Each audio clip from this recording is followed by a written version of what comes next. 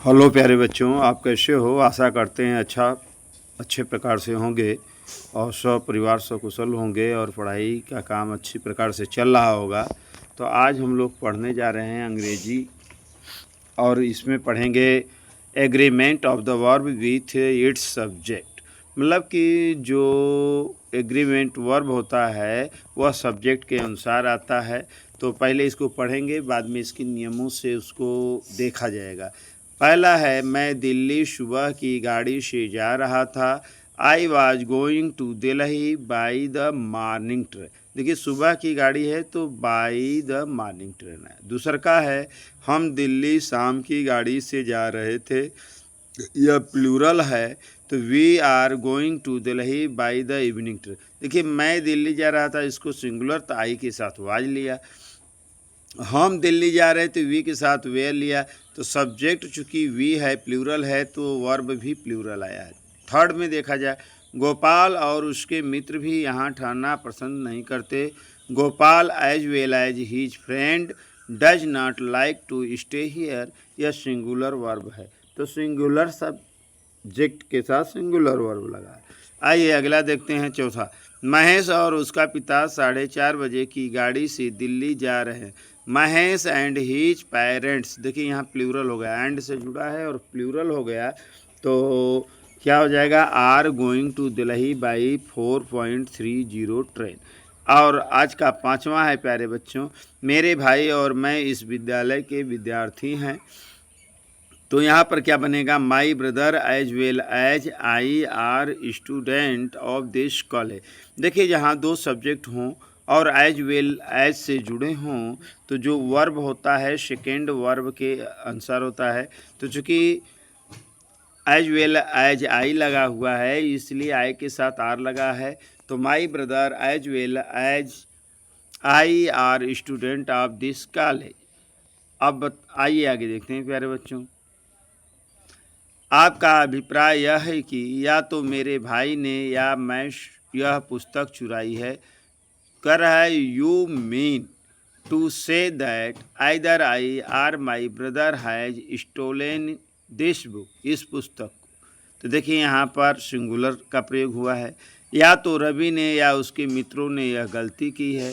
तो आइदर होगा प्यारे बच्चों, यहाँ आइदर लिख दिया, आइदर EITHER होगा। Either Ravi or his friend have made this mistake.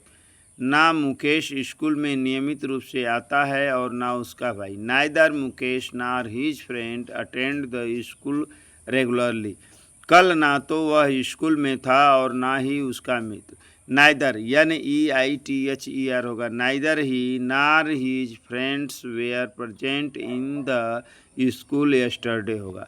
आपके लिए 300 रुपया कोई बड़ी रकम नहीं है। 300 rupees is not a big amount for you होगा। 11वां है, स्कूल का मैनेजर तथा प्रधानाचार्य अनुपस्थित हैं। The manager and principle of the school is absent. मतलब जो स्कूल का मैनेजर और प्रधानाचार्य है एक ही व्यक्ति है, इसलिए हेल्पिंग वर्ब ईज आया है। अगर दोनों अलग अलग होते तो वहाँ पर हेल्पिंग वर्ब प्लूरल आता। आइए हम आगे देखते हैं प्यारे बच्चों। नियम 1 है, अंग्रेजी भाषा का यह नियम है कि यदि सब्जेक्ट एक वचन में हो तो उसका वर्ब भी एक वचन में होगी। यदि सब्जेक्ट बहुवचन में हो तो उसका वर्ब भी बहुवचन में होगा। दूसर का नियम कह रहा है प्यारे बच्चे, यदि दो कर्ता एंड से जुड़े हों तो उनके साथ प्लूरल वर्ब का प्रयोग होता है, परंतु यदि दोनों सिंगुलर सब्जेक्ट एक ही व्यक्ति या वस्तु का बोध कराते हैं तो उसके साथ सिंगुलर वर्ब का प्रयोग किया जाता है। ऐसी दशा में पहले सब्जेक्ट के पूर्व आर्टिकल होता है और दूसरे के पहले नहीं। तो नियम है थर्ड, जब दो कर्ता सब्जेक्ट एज वेल एज से जुड़े हों तो क्रिया सदैव कर्ता के अनुसार आती है। नियम 4 है, जब दो कर्ता या सब्जेक्ट आइदर आर या नाइदर नार तो के साथ तो सदैव दूसरे कर्ता के अनुसार, तो क्रिया जो है सदैव दूसरे कर्ता के अनुसार आती है। अगर इसके साथ जुड़ा हो तो कह रहा है कि जब दो कर्ता सब्जेक्ट आइदर आर नाइदर नार से जुड़े होते हैं तो क्रिया सदैव दूसरे कर्ता के अनुसार आती है। तो इसमें दूसर का कर्ता प्रभावी होता है। अब आज हम पढ़ेंगे इसके आगे कॉम्प्लेक्स सेट। कॉम्प्लेक्स सेंटेंस में एक प्रिंसिपल क्लॉज तथा कम से कम एक सबऑर्डिनेट क्लॉज या नाउन क्लॉज या एडजेक्टिव क्लॉज या एडवर्ब क्लॉज होता है।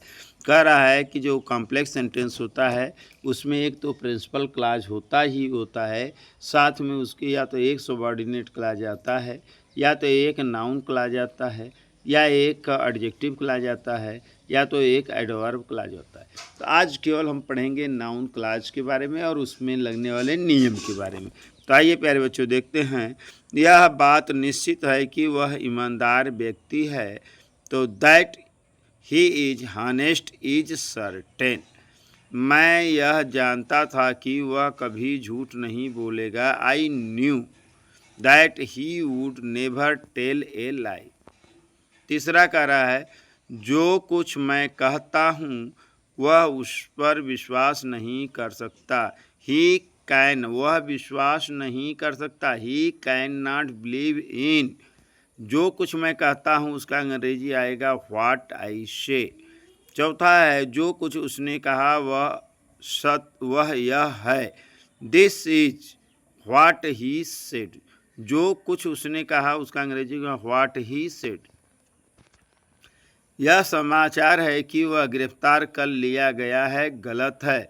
द न्यूज़ दैट, यह समाचार है कि वह गिरफ्तार कर लिया गया, ही हैज़ बीन अरेस्टेड, गलत है, इज रॉन्ग होगा।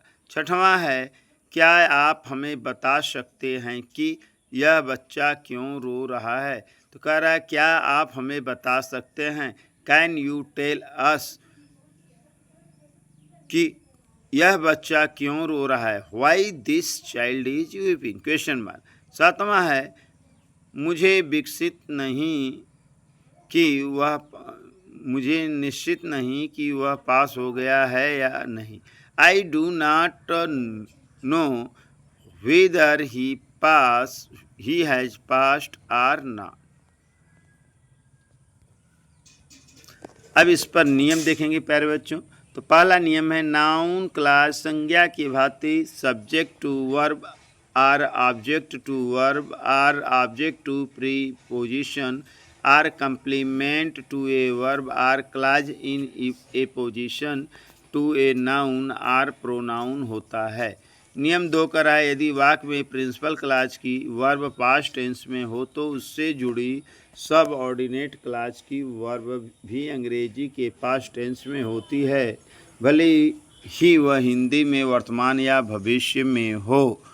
नियम 3 यदि प्रिंसिपल क्लॉज से जुड़ी दूसरी सबऑर्डिनेट क्लॉसेस कोई प्रश्नवाचक वाक्य हो तो की के लिए दैट नहीं लिखते हैं बल्कि प्रश्न सूचक शब्द का अंग्रेजी लिखकर वाक्य बना लिया जाता है। मतलब अगर प्रश्नवाचक वाक्य होता है तो की के लिए दैट नहीं लगाएंगे बल्कि वही प्रश्न सूचक शब्द का प्रयोग किया जाएगा, जैसा कि नियम में देखा गया। नियम 4 कहता है 2 विकल्पों में व्हीदर आर का प्रयोग किया जाता है यदि वाक्य के अंत में या नहीं का प्रयोग हुआ है। तो आज के लिए इतना ही प्यारे बच्चों, धन्यवाद। Thank you so much nice.